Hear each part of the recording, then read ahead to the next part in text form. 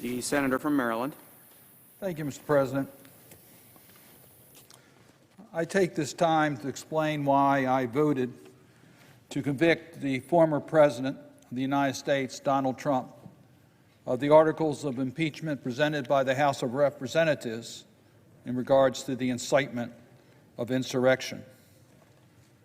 Throughout his presidency, Donald J. Trump has violated his oath of office to preserve, protect, and defend the Constitution of the United States. There are many examples that I could give of how he's violated his oath of office. I could also cite the basis of the first articles of impeachment that were tried last year as violating his oath of office. But by far, Mr. President, the most egregious violation of his oath of office took place in his incitement of insurrection that occurred with the attack on this Capitol on January the 6th. But it started well before January 6th. The seeds were planted a long time ago, and even before the November elections, when President Trump pointed out, when the polls were showing that he might lose in the election, that he refused to acknowledge that he would accept the election results if he lost. He didn't say that once before the November elections. He said it on several occasions. Talked about a rigged election, talked about a fraudulent election, talked about the election being taken away from us, the victory, with no evidence of voter fraud. One of the key provisions of our Constitution, of our democracy, is the peaceful transition of power. Donald Trump called that into question prior to the November 3rd elections. Then came the November 3rd elections. And shortly thereafter, Joe Biden was declared to be the winner. Why? Because he had the most votes, most populist votes, over 7 million. But he was declared the winner because of electoral votes, 306 to 232. By the way, the same electoral margin that Donald Trump won 4 years earlier, in which Donald Trump called a landslide. But then came the legal challenges by President Trump. He didn't accept the electoral vote or the declared elections. And he has his right to contest the elections in the court, asking for recounts or asking for challenges.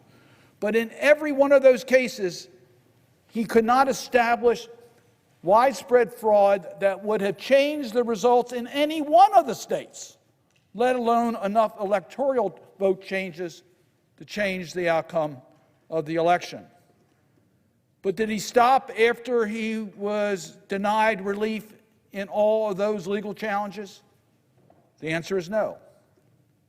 He further contested by trying to inappropriately interfere with state election officials and state public officials, urging them to take action to change the certificated results. Now, we have many examples that during this period of time he was talking about a fraudulent election, a stolen election, all the different things about raising questions as to the legitimacy of the voices of the people of this nation.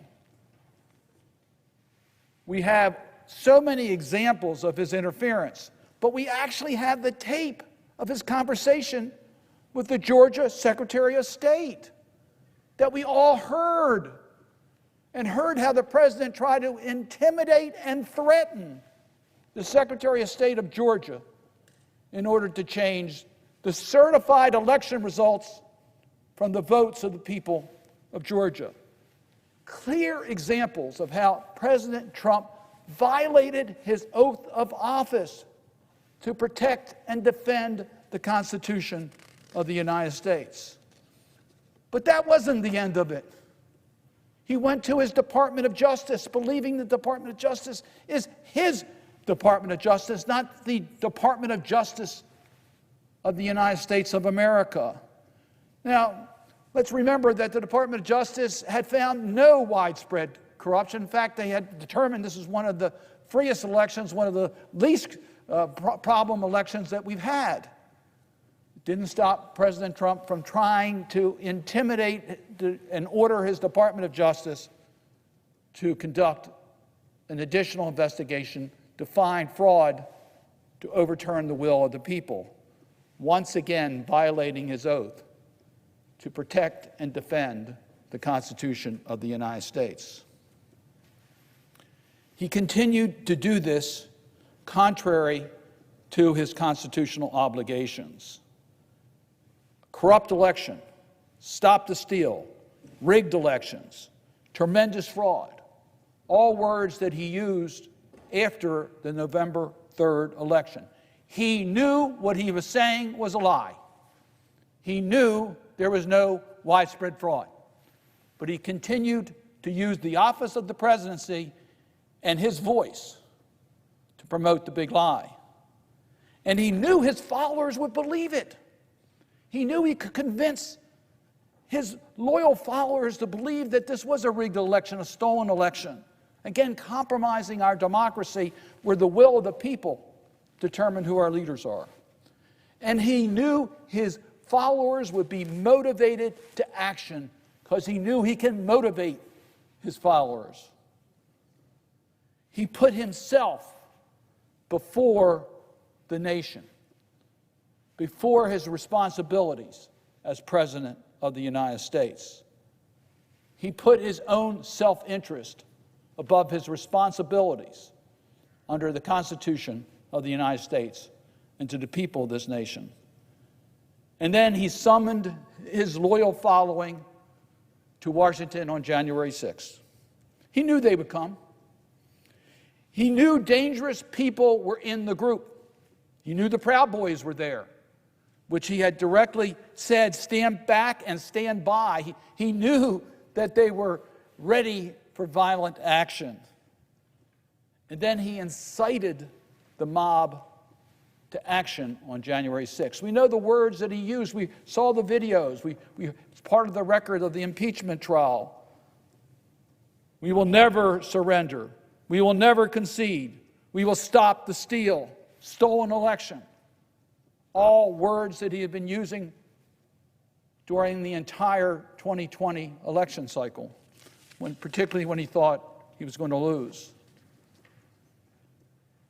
But the most damning part of the president's violation of his oath of office, the most serious part, is what he did and did not do after seeing the violence erupt in the United States Capitol, after the Capitol was penetrated, after we saw the violence being committed, where we knew that the members of Congress were in danger. The Vice President of the United States was in danger. The people that work here were in danger. The people, the press, all the people that are in the Capitol legitimately were at danger. We all saw that.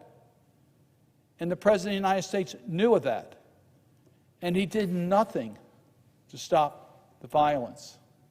He could have called off his loyalists and told them to get out of the Capitol. He didn't do that. He could have sent in the National Guard in order to protect us. He didn't do that. And he never condemned the participants in this mob in penetrating the Capitol for what they did. I'm going to sort of summarize my feeling about that by agreeing with Representative Liz Cheney, the House Republican Conference Chair, who said it on the floor of the House, and let me just quote her statement. The President of the United States summoned this mob, assembled this mob, and lit the flame of this attack. Everything that followed was his doing. None of this would have happened without the President. The President could have immediately and forcefully intervened to stop the violence. He did not. There has never been a greater betrayal by a President of the United States of his office and his oath to the Constitution. I agree with that.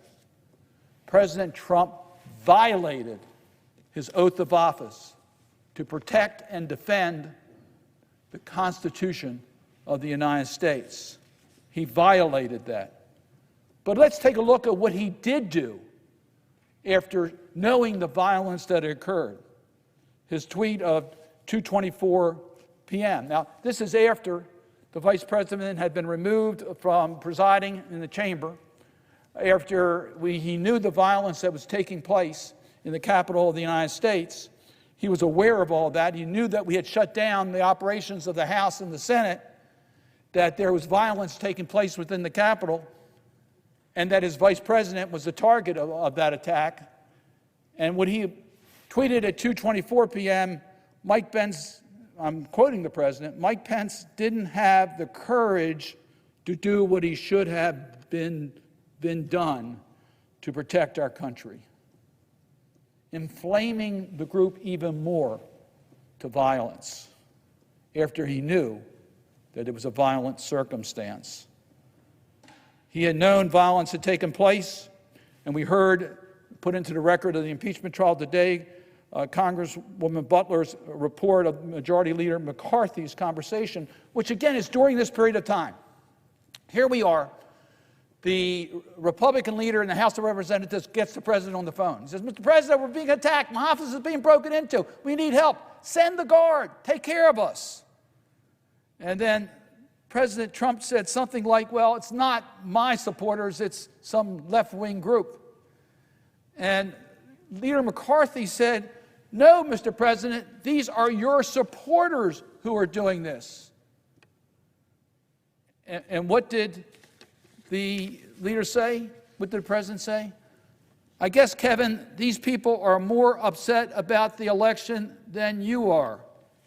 Here we have the members of Congress in harm's way, and the president is talking about the support for those who are causing the violence, putting his own interest above the safety of the people that he has sworn to protect as our commander-in-chief. And then at the end of the day, about 6 o'clock, he sends out a tweet that really sums up his feelings about what these people were doing. Now, these are people that came into the Capitol, they killed people, they hurt people, they stole property, they damaged property, they invaded the Capitol of the United States, they hurt law enforcement officers, they hurt all of us, they hurt our democracy. So how does the president sum up today? His tweet?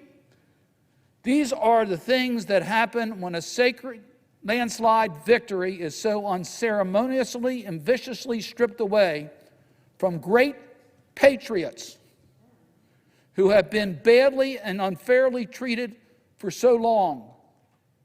Go home with love and in peace. Remember this day forever. Repeating the big lie, saying the day was a day of celebration when it was one of the most bleak days, dark days in the history of our nation. That's what President Trump did, rather than bringing in the National Guard, rather than telling his people to go home, rather than being concerned about the safety of the Vice President or the members of Congress, as the President of the United States should have been doing. He violated his oath of office over and over and over again, pattern of practice that we have seen for so long. It clearly establishes that he incited an insurrection against our country, that the facts included as basis for the articles of impeachment brought to us by the House of Representatives has been proven. The purpose of impeachment is not just the accountability for the president, but also to protect our Constitution, to make sure this conduct never happens again. No one is above the law, including the President of the United States. Everyone who was responsible for an insurrection that occurred on January 6th should be held accountable, from those who broke into the Capitol and caused the harm and damage to the President of the United States who incited the violence. That's why I voted to convict President Trump of the articles of impeachment for inciting an insurrection, and that's why I would have voted to disqualify him from ever holding an office of trust again. With that, Mr. President, I yield the floor. And can I ask unanimous consent that my entire statement be put in the record? There's no objection.